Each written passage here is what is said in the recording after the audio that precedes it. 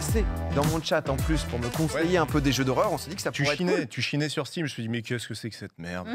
Et du coup je me suis dit allez, on va lui donner des bons indices. Tu nous as fait des petites recos, trois jeux d'horreur et après tu nous as ramené des petits objets aussi rétro. Ouais, je vais essayer de tout caser. On va appeler ça top 3 pour les TikTok kids qui nous regardent, comme ça au moins c'est bon sur le watch time.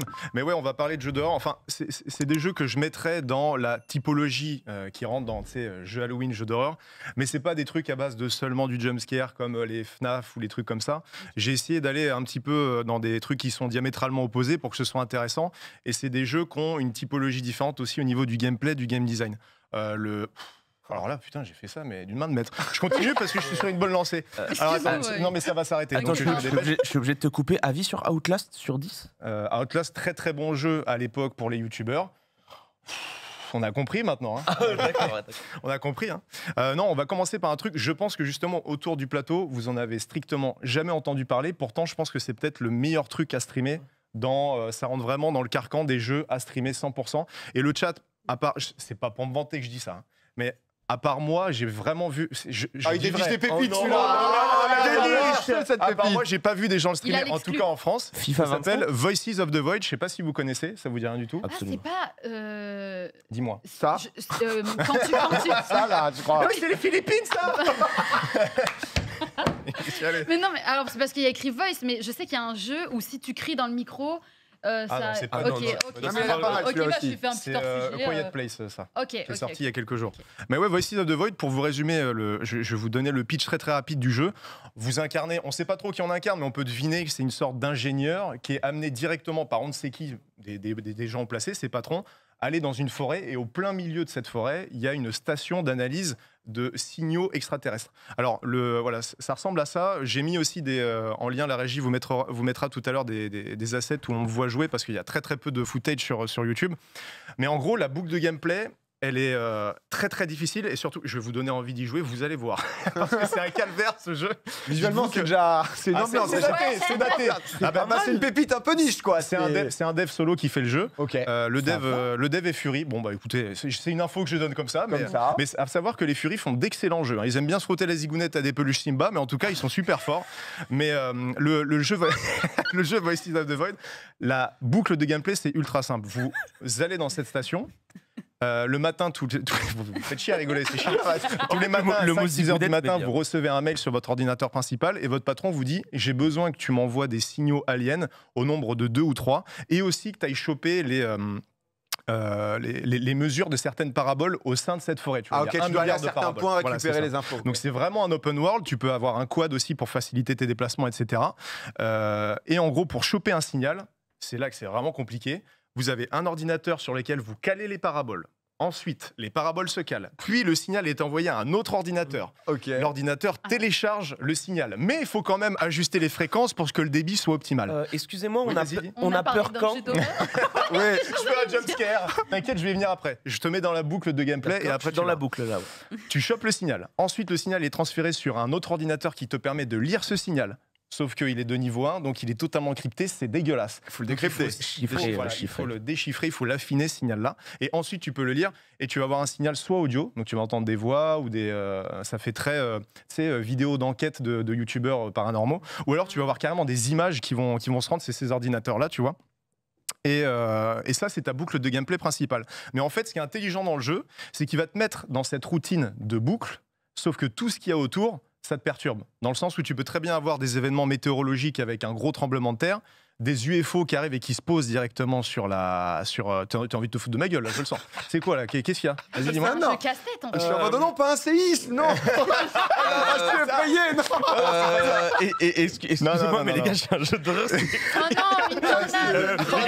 gars, je vous assure que ça fait peur. Les gars, dans League of Legends, déjà, nocturne, il est un je vous assure que ça fait peur. Je vous assure que ça fait peur. Non, il y a un cycle jour-nuit. Et déjà, la nuit, attention. On n'emmène pas. le moment On qui en fait arrive à peur, la c'est la large, nuit. hein. Je te verrai bien, étoile. Je te rappelle qu'à la fin d'une émission, tu t'es fait racketter. On en a fait une ensemble et tu t'es fait racketter la nuit. Donc ça fait peur. Ferme-la.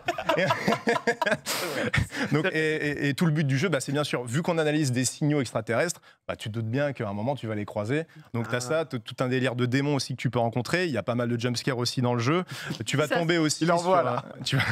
Non, en vrai, vas ça a l'air neutre. Tu vas aussi tomber sur des endroits qui sont totalement oubliés dans la map, totalement par hasard, et tu vas voir qu'il y a des choses un petit peu cheloues qui s'y passent. Mais en fait, c'est un jeu qui demande beaucoup d'investissement, surtout en amont, dans le sens où moi, quand j'avais testé la première fois de le faire en live, j'avais rien bité. Et j'ai arrêté directement. Et en fait, j'ai pris le temps de faire le tutoriel et de ne pas passer au prochain module du tutoriel avant d'être sûr d'avoir tout compris, tu vois. Donc, si vous voulez tester, vraiment, faites-le en amont le tutoriel. Et si vous voulez streamer après, faites-le. Mais je vous invite quand même à tester. Je sais que ça peut être un peu bizarre comme ça et vous vous dites, en fait, je vous spoil rien parce que sinon, c'est sûr que ça va pas. Le pitch comme ça, vous vous dites, mais où est l'horreur? Mais ce qu'il y a, c'est que la boucle est rassurante. Ça vous insère dans une sorte de routine qui fait que. Et derrière, vous allez être surpris par tous les events aléatoires qu'il va y avoir parce que le jeu, il n'y a pas une map qui est générée procéduralement. Mais par contre, tous les événements sont aléatoires. Par exemple, Tatiana, toi, tu lances ta partie en même temps qu'Étoile et celle de PA. Okay. Vous allez avoir des signaux totalement différents, des événements totalement différents. Okay. Vous allez faire des rencontres creepy, hyper spooky différentes. Donc voilà. Mais est-ce que tu as ce truc, tu sais, des jeux d'horreur où tu sais, il y a un peu ce côté adrénaline parce que tu as peur de rencontrer des choses ou pas? T'es pris dans l'histoire, quoi. C'est l'histoire qui t'emmène. Les gens disent, en tout cas, ceux qui ont testé dans le jeu, ils sont en mode, c'est une dinguerie. Je voyais les notes un peu, c'est 4,9. Il coûte 6 balles. Pour ceux qui se demandent. Il est gratuit, PA. En fait, le jeu, il est gratuit. Amazon vous scam, du coup. Je sais pas, sur Amazon, il a l'air gratuit. En boîte, en fait, il est disponible sur itch.io, qui est le Steam, on va dire, des indépendants. Par exemple, si Rayou, tu fais un jeu, bon, certainement pourri, t'as aucune expérience, mais tu fais un jeu et tu veux le mettre à disposition, tu peux le mettre sur itch.io et les gens peuvent le télécharger. Mais tu sais qu'avant que tu me tailles injustement, j'allais dire que ça me donnait vraiment envie parce que ça me fait penser à Outer Worlds dans ce que tu as dit. Justement, c'est pas pour rien que j'en parle aussi, parce que je sais que... Vu comment tu l'as expliqué quand tu as dit boucle, quand tu as dit le fait que tu peux pas trop expliquer, sinon le fait que le gameplay soit un peu compliqué, parce que Outer Wilds, c'est un peu le sentiment que beaucoup de gens ont, c'est-à-dire que si tu lances le jeu, tu peux arrêter. Moi, j'ai montré Outer Wilds à ma sœur, et sa première expérience, elle a lancé le jeu 1 heure, et elle a arrêté, et c'est moi qui l'ai harcelé, pas du tout. Et qui lui dit continue. Trop complexe, quoi. C'est ce qu'on m'a dit dedans et tout, quoi. Mais Outer Wilds. Non, mais Outer Wilds, c'est autre chose. Attendez, Hugo, à 3 jeux à nous présenter, ne parlons pas d'Outer Wilds. On dit rien. Voices of the Void, les gens dans le chat, tu les as eu, tu vois. Les gens, ils étaient en mode intéressant. Je vous préviens, si vous voulez tester, déjà c'est gratuit. Enfin, c'est un financement en mode, vous allez sur la page itch.io du jeu. Je sais pas si dans la régie ils peuvent mettre le lien. Je l'ai mis normalement dans la chronique, dans le chat. Mais vous allez sur le site et le site vous propose de payer soit 0 ou plus. Donc, si t'as kiffé, tu peux ensuite mettre un pourboire. Il y a beaucoup de mises à jour, des événements différents. La dernière mise à jour a totalement bouleversé la map. Vraiment, je vous invite à tester, mais soyez patient. Voilà. Tu m'as eu. Deuxième jeu, Mouse Washing. Je crois que c'est le jeu que tu m'avais conseillé. Ouais, c'est le jeu que je t'ai conseillé justement, et j'ai voulu en parler déjà pour te remettre un peu dans le bain, pour savoir si ça peut t'intéresser. Mais c'est surtout parce que c'est une typologie de jeu totalement différente. Mouse Washing, c'est un jeu d'horreur psychologique narratif, d'où justement tout à l'heure ma réaction quand on parlait de Détroit et tout. Moi, je trouve que ce jeu-là, il sort du lot. Je vais vous donner le pitch, comme ça, au moins, vous êtes directement basé dessus. Vous faites partie d'un équipage de 5 personnes qui sont dans un vaisseau spatial. Il y a un événement qui se passe qui va absolument tout dégrader, aussi bien au niveau du vaisseau que la personnalité des gens qui y sont. Okay. Et le but, c'est de comprendre les tenants, les aboutissants, qu'est-ce qui lie ces personnages entre eux de cet équipage. Il y a une DA qui est extrêmement originale et qui sort d'absolument tout ce qu'on peut voir, avec des couleurs ultra flashy. En termes d'OST, de musique d'ambiance aussi, et juste de sound effects basiques, je trouve que ça sort vraiment énormément du lot pour m'en taper un nombre incommensurable de jeux indés. Celui-ci sort extrêmement du lot. Il y a une mise en scène aussi dans le jeu qui est... Je mets vraiment un point là-dessus, c'est qu'en termes de mise en scène, il y a des plans qui font vraiment penser à des jeux qui sont voire double, triple A. Et il faut juste pas être... faut pas avoir de l'urticaire quand vous voyez des styles de jeu low poly un peu PS1, tu vois. Ouais. Mais je trouve que le jeu est quand même assez détaillé pour rentrer dedans. Et au-delà de ça, comme je disais, au niveau d'ambiance, si vous aimez les artistes style Boards of Canada, Aphex Twin, vous allez être servi. Et surtout que le jeu, comme je vous ai dit, c'est un jeu narratif. Donc on est libre de marcher dans ce vaisseau spatial. Là, c'est le tout début du jeu. C'est beau, hein. Ouais, moi, c'est je très trouve joli. ça vraiment beau. Très joli. Il y a C'est un une peu... touche, c'est une touche. Moi maintenant je commence à, tu vois, j'étais pas trop jeu indé, etc. Et c'est vrai qu'à première vue tu connais pas trop le monde du jeu vidéo. C'est un peu repoussant. Ouais, c'est pas forcément les jeux qui t'attirent de ouf. ouais. Ça fait un peu pas rétro, mais pas loin ce que tu disais, le côté un peu PS1. Ah, mais c'est tout à fait normal. En fait, ce qu'il y a, c'est qu'à l'époque de, on va dire, l'émergence des jeux indés, bah, c'était surtout avec l'avènement du Xbox Live Arcade à l'époque où tu avais les Super Meat Boy, les Limbo, Trial HD, etc. C'était des jeux qui étaient quand même assez attirants visuellement. Là, ce qui est bien quand même avec les différentes techniques et surtout la quantité faramineuse de développeurs, bah, de gens solo qui peuvent développer de chez eux, tu as des gens qui testent des DA, qui testent des façons de faire et qui arrivent à bouleverser, à titiller justement des grosses prods comme Until Dawn ou ce genre de trucs-là. Par exemple, Until Dawn, le remake là, qui est sorti il y a une semaine. Ça a l'air naze. C'est pas possible. Ça a l'air d'être le même que PS4. Ah, mode, c'est pire. c'est pire. Niveau éclairage, niveau animation. Je lançais un missile. Je suis désolé, Tatiana, c'est gratuit. Mais Non, niveau mais éclairage, il y a rien qui va. Franchement, c'est vraiment nul. Et en plus, je trouve que mine de rien, Until Dawn, bon, pour parler spécifiquement de ce jeu-là, c'est un jeu qui se veut être un film, mais qui arrive quand même à être un mauvais film et un mauvais jeu à la fois, tu vois. Ah ouais. Alors que par exemple, Détroit, il est piquant. Ça... Ah bah désolé. Ah ouais, il aime pas Until Dawn. Ah bah, après, tous les goûts sont dans la nature, mais en tout cas, ça c'est mon avis. Par exemple, Détroit, je suis pas trop accroché. Je préfère Heavy Rain. Tu l'as fait Heavy Rain? Non, par contre, on m'a conseillé de le faire. Je pense que c'est un peu daté aussi, mais ça vaut quand même un peu plus le coup. Mais si vous voulez vous faire un jeu qui dure même pas 3 heures à se boucler en une soirée avec votre pote ou je ne sais qui, vous allez vraiment être transporté dans un truc très très spécial qui peut faire penser notamment dans le film à des trucs de Lynch ou des choses comme ça. C'est même pas 3 heures en plus? Non, c'est même pas 3 heures. C'est bien ce genre de format. Moi, j'aime bien ce genre de jeu. C'est un petit studio, c'est des Suédois, je crois, qui sont basés à Stockholm. Le studio, il s'appelle Wrong Organ. Et si vous voulez tester un truc qui est gratuit, parce que le jeu coûte 12,79 sur Steam, si je dis pas de bêtises, ça s'appelle How Fish Is Made, leur premier jeu, et c'est sur Steam et c'est gratuit. Okay. Et ils sont édités par les mêmes qui éditent Buckshot Roulette. Donc oui. Bons. Et d'ailleurs, il s'appelle Critical Reflex, les éditeurs. Si vous voulez regarder un petit peu ce que propose l'éditeur, il y a un autre jeu qui est fait par un Français que je vous conseille, qui s'appelle Threshold, Threshold. Et je l'ai pu le tester, c'est exceptionnel aussi. Donc, n'hésitez pas. Il n'y a que du petit banger, que de la petite gratuite, etc. Est-ce qu'on apprend au fur et à mesure du jeu pourquoi c'est mouthwashing? Genre, tu peux pas le dire, c'est du spoil? Ouais, en fait, c'est ça qui est difficile avec les jeux que je vous présente ce soir, c'est que tout se tient dans le scénario. Ok, d'accord. Et ouais, après, si t'en dis trop. Ça donne envie de découvrir. Alors, question, pardon, moi j'ai assez peu de refs. Si on peut remettre le trailer, est-ce que le mec bandé là, c'est un gars connu, non? Non, pourquoi? Non, j'avais l'impression. Non, mais c'est vrai que tu as pu le voir sur Twitter récemment. Ça, là, c'est pas une ref ou d'un truc qui est connu en mode dans le monde du jeu vidéo? Alors, pas que je sache. Ok, d'accord, j'avais l'impression. Tu as dû certainement le voir sur Twitter depuis la sortie du jeu, je pense. Ok, d'accord. Après, le chat saura mieux que moi, mais moi, je l'ai jamais vu avant en tout cas.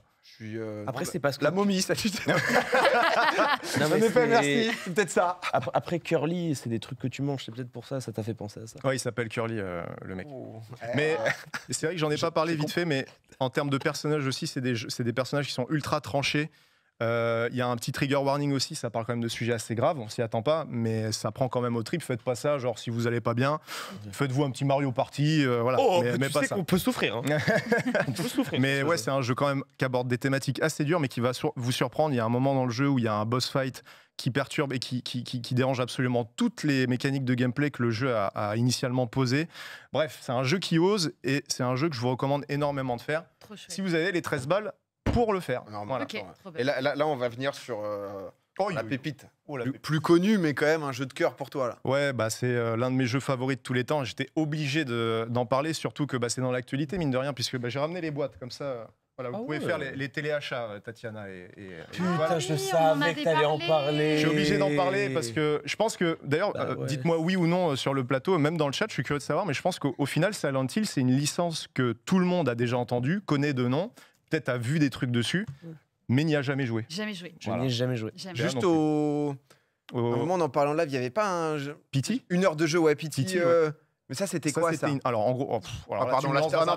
Oh là là, je sais pas. On peut en parler des C'est rien de prévu, c'est rien de prévu. Les Philippines. Non, alors en gros, Pity, c'était une démo qui avait été faite par un studio inconnu au départ. Et il s'avère quand tu terminais la démo, ça lançait un trailer. Et ce trailer, c'était le trailer du prochain Silent Hill qui s'appelait Silent Hills avec Hideo Kojima et Guillermo del Toro aux commandes derrière. Donc c'était une énorme surprise. Ok. Sauf que le projet a été annulé parce que Kojima s'est fait virer de Konami, là où il travaillait. Donc le papa des Metal Gear, pour ceux qui ne connaissent pas Hideo Kojima. Et c'est vrai que Pity, mine de rien, même si c'était PT, ça veut dire Playable Teaser. Hein. C'est ce que ça veut dire. La boucle infernale du couloir, là. Voilà. Et ça a marqué énormément les joueurs parce que c'était un principe extrêmement novateur pour l'époque. Il y avait aussi ce délire de c'est un jeu solo, mais tout le monde coopérait sur les forums en ligne pour pouvoir se dire comment tu as réussi à atteindre la fin, parce que c'est un bordel monstre. Hein, genre, il y a un truc, un moment dans le jeu qu'il faut faire pour pouvoir atteindre la fin. Il faut brancher son micro sur sa DualShock 4 et dire je rêve. Ah oui, c'est vrai qu'il y avait un truc comme ça. Comment tu fais pour trouver moi, il y a des sites. Hein. Moi, je vais les gens s'aident. Si tu crois que moi, j'ai réussi tout seul, impossible. Mais voilà, et ça a posé le truc. Et c'est vrai que depuis que Konami a fait cette merde-là, a annulé Silent Hills, Metal Gear aussi, c'est au point mort. Là, il y a une recrudescence, surtout avec la sortie du remake de Silent Hill 2, qui est, pour ceux qui n'ont jamais joué au jeu, on va dire, je peux pas abuser en disant ça, je pense que c'est l'un des meilleurs jeux d'horreur de tous les temps. C'est de l'horreur psychologique. Le pitch du jeu de base est très très simple. Vous incarnez un gars qui s'appelle... Tu peux peut-être même mettre le trailer du remake comme ça pendant que j'en parle. Vous incarnez un mec qui s'appelle James Sunderland, qui reçoit une lettre de sa femme qui lui dit « Viens me retrouver à Silent Hill, cet endroit qu'on chérit tant, retrouve-moi ». Sauf que sa femme, elle est décédée depuis 3 ans. Mais il va quand même s'immiscer dans cette ville qui est complètement étouffé par la brume. C'est déjà le cas dans le jeu d'origine qui est sorti en 2001 quand même. Hein. Le jeu en 2001 était magnifique déjà, qu'on se le dise. Et là, le remake est sorti depuis 2 semaines. D'ailleurs, ça fait super plaisir de voir qu'il s'est écoulé déjà un peu plus d'1 million d'exemplaires parce que je crois qu'en 1 an, le jeu de base qui est sorti en 2001, c'est ce qu'il avait réussi en... c'est ce qu'il avait réussi en 1 an. Okay. Je me répète. Mais je suis con. Ouais, je pense encore sorti, quoi, très attendu et tout, quoi. Ouais, voilà. Et faut savoir aussi que la fanbase de Silent Hill, ça fait partie des fanbases les plus chiantes possibles. C'est-à-dire que au premier trailer d'annonce du remake, il y avait des mimiques du personnage qui changeaient. Par exemple, dans le jeu d'origine, tu vois cette scène-là que tu vois là, dans le jeu d'origine, le perso, il est livide, il y a les ombres qui tombent sur ses yeux, et il fait un mouvement comme ça, tu comprends pas trop ce qui se passe. Et là, il est en train de chouiner, limite en mode putain, qu'est-ce que j'ai fait? Et rien que ça, les fans ont gueulé dessus en mode mais qu'est-ce qu'ils sont en train de nous faire avec l'œuvre originale? Qu'est-ce que vous avez fait à mon Silent Hill? Ce qui est super agréable, c'est que Bloober, donc les gens qui développent le remake, ont vraiment fait attention aux détails. C'est un vrai hommage pour le coup, c'est pas galvaudé comme terme, c'est un réel hommage au jeu d'origine, et surtout, ils ont écouté les retours des fans. Je peux pas aller encore plus loin dans l'histoire parce que c'est un jeu où il y a un twist final incroyable, un développement de tous les personnages incroyable aussi, parce qu'il n'y a pas que James. Il y a une signification d'absolument tout dans le jeu. Et ce que je trouve très très fort avec Silent Hill 2, c'est que c'est pas le gameplay qui va servir de base pour tisser quelque chose autour, mais c'est vraiment le scénario et la narration qui ont fait que derrière on a pu tisser des mécaniques de game design, des mécaniques des level design, du level design, pardon, et tout ce qui va avec le chara design, le design des monstres, etc. Donc c'est l'histoire qui a absolument tout régi. Ouais, vas-y. Pas mal de gens qui demandent dans le chat si on peut faire le 2 sans avoir fait le 1. Justement, j'allais y venir, c'est une très très bonne question. Le 2, c'est le seul de la série, en tout cas je parle pour, on va dire, la quadrilogie initiale, donc 1, 2, 3, 4. C'est le seul que vous pouvez faire comme ça. Je considère que c'est un stand-alone parce qu'il se passe à Silent Hill, bien évidemment. Mais par contre, c'est un jeu qui a sa propre histoire, ses propres personnages. Okay. Il y a des notes dans le jeu que tu ramasses où ça fait appel à certains personnages, notamment à Walter Sullivan, qui apparaît dans le 4. Oui, ça fait des refs, quoi, mais tu peux. C'est comme un Final Fantasy, il y a des refs A, mais par contre, c'est un jeu que tu peux faire en stand-alone. Mais c'est pas lié à un film. Non, en fait, il y a beaucoup de gens aussi qui pensent ça, mais c'est de base le jeu initial Silent Hill 1, je crois que c'est 98-99, le 2 c'est 2001. Incroyable. Je sais pas si on a des images du jeu, je sais pas si je vous ai mis ça dans les images, mais initial. Après, il y a une adaptation du film du jeu vidéo par Christophe Gans, qui a fait le Pacte des loups notamment, qui était mitigé, mais qui était quand même, je dirais, la première bonne, vraie adaptation de jeu vidéo au cinéma. Et là, d'ailleurs, il rempile pour un autre Silent Hill adapté au cinéma, basé justement sur ce deuxième opus. Moi, je suis plus attiré par les graphismes de Silent Hill que les 2 jeux d'avant, tu vois. Ouais. Je comprends, des trucs un peu plus réels, réalistes, etc. dedans, quoi. Mais je connaissais le premier, là. Le premier, là, le Void, là, ça me donne vraiment envie. Ça. C'est le Overwatch, le gars, il a déconnecté. Vraiment, les Philippines, quand j'y pense... Mais en fait, c'est ça le problème. C'est que Mais si vous voulez me faire plaisir, parce qu'il y a d'autres trucs après, je termine là-dessus, je peux pas vous en parler, je peux en parler des heures, mais faites-moi le plaisir si vous avez peur des vieux graphismes, faites le remake, il vaut vraiment le coup, il est très très généreux, il dure 2 fois plus longtemps que le jeu original, il y a tout du jeu original, mais avec des trucs en plus. Le jeu d'acteur est très très bon, etc. Les musiques superbes, très bien réorchestrées. Et si vous voulez faire l'ancien, que vous n'avez pas peur des vieux graphismes, il y a des fans qui ont fait un mode qui s'appelle Silent Hill Enhanced Edition, qui est gratuit si vous avez le jeu PC initial. C'est pas difficile de trouver le jeu PC. C'est super. Voilà. Les gens, Combien de sont temps en mode je bois les paroles d'Hugo dans le chat. Je suis curieux parmi les 3 jeux, celui qui vous le tente le plus, peut-être dans la reco.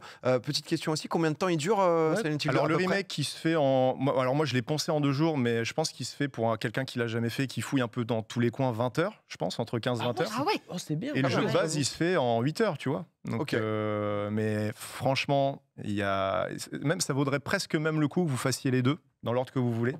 Parce qu'il y a quand même une mise en scène, un jeu d'acteur qui est beaucoup plus onirique. Est-ce qu'il y a des énigmes ?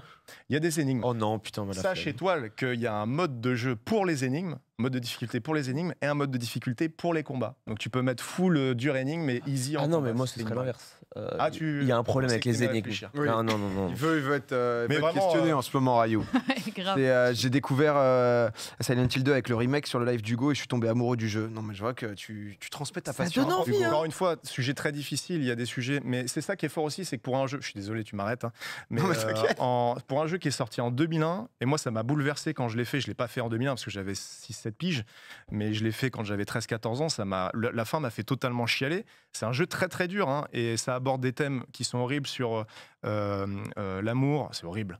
L'amour, il y a du meurtre, il y a du viol aussi, c'est des trucs qui sont vraiment très très hardcore. Pour un jeu de l'époque, c'était très osé. Ouais. Et franchement, ils ont vraiment fait ce qu'il fallait pour aborder ces thèmes-là, ils ont vraiment mis l'emphase sur comment, il y a du harcèlement aussi dedans. Vraiment, ça traite de thèmes qui sont très très durs, mais d'une manière que je trouve extrêmement poétique. Et il y a 2 nouvelles fins en plus, ça je ne l'ai pas précisé, il y a 6 fins dans le jeu de base, il y en a 2 en plus sur celui-ci. Donc franchement, il y a énormément de contenu. Merci. Ça dit dans le chat, n'en dis pas trop. Non, je vais pas vous spoiler l'histoire. Bien dosé. T'es venu aussi avec un objet ? Ouais, je suis venu avec 3 trucs. Je vais aller très très vite. Mais il est arrivé, Non, il a tout. Si tu veux. On s'est dit. Je suis collectionneur. C'est ton moment. Je suis venu avec des vieux jeux aussi, de vieilles licences d'horreur, parce que vous pouvez très bien redécouvrir. Hop, je le mets bien. Vous pouvez très bien redécouvrir ces jeux-là avec l'émulation. C'est vrai que le marché du rétro aujourd'hui a quand même énormément pris en termes de prix, de tarifs. Il suffit aussi que quelqu'un fasse une vidéo sur un vieux jeu rétro, par exemple des youtubeurs comme Edouard, Conquerax, etc. Tout le monde veut se le procurer derrière. Voilà, et puis derrière ça cote. Ça c'est Splatterhouse 2. Je sais pas si j'ai mis une vidéo en régie. Normalement vous avez. C'est un vieux scrolling horizontal sur Mega Drive si tu veux regarder. Je crois que c'est fin des années 90. Et il y a une petite esthétique, tu sais, vieux film slasher type Friday, vendredi 13. Ah, c'est à l'ancienne, hein. C'est à l'ancienne. Oui, mais on va aller crescendo, t'inquiète.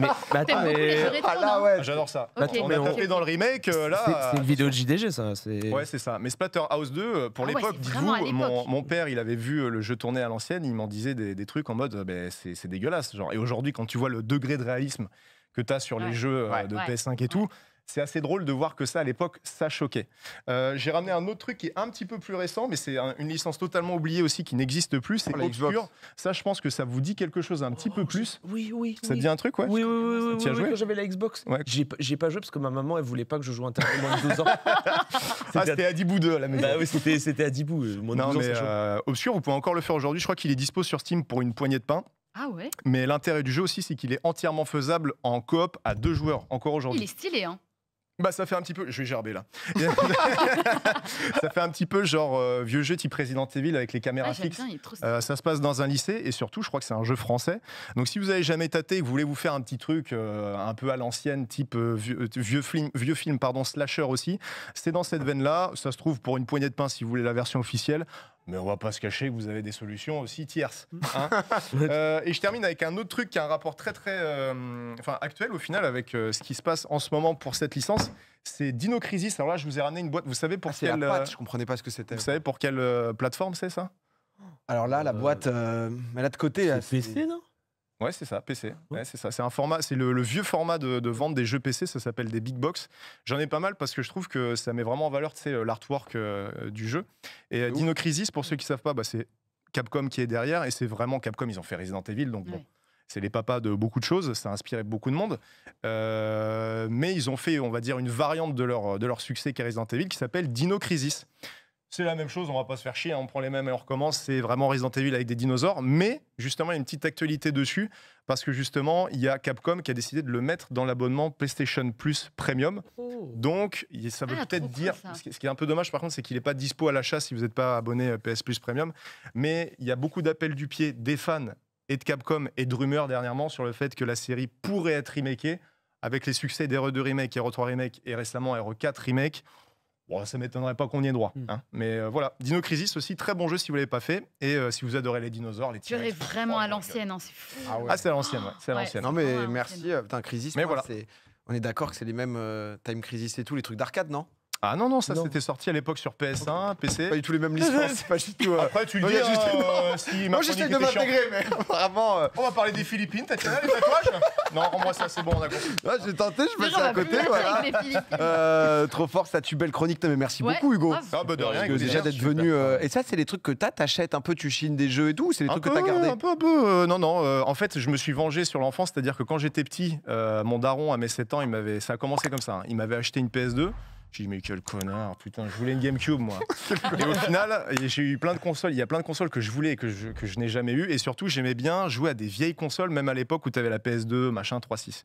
Et quand j'ai eu enfin un peu des thunes, je me suis dit, allez, je me venge là-dessus. Et j'achète tout ce que j'ai toujours voulu avoir, donc des Dreamcast, des GameCube, des Mega Drive, des NES, des Super NES, des machins. Donc j'ai une collection, je pense, j'ai 500 et quelques trucs différents dans la collecte. Mais ouais, c'est mon plaisir, c'est le seul truc dans lequel je dépense vraiment, c'est mon plaisir. Et surtout, c'est un peu dégressif, mais tu sais, juste, allez, tu branches la télé cathodique, tu branches la Péritel un peu pourrie, tu tapes sur la console parce que ça marche pas. On te voit dedans, on te voit, et puis c'est parti, quoi. Le plaisir, bah ouais, mais c'est comme le vinyle, c'est beaucoup plus c'est concret, quoi. T'as un truc. Et moi, j'aime bien avoir le physique. Malheureusement, je pense qu'on tend vers la mort du physique. Mais ça, c'est un autre sujet. Mais c'est vrai que c'est sympa. Merci beaucoup, en tout cas. Je pense que t'as donné plein de bonnes idées. De quoi? T'es dans Nintendo? Je collectionne, j'ai quasiment tous les jeux GameCube japonais. On reviendra nous faire un... tu reviendras nous faire un peu, justement, les objets que tu peux avoir, que ce soit en rétro gaming. Avec plaisir, avec plaisir.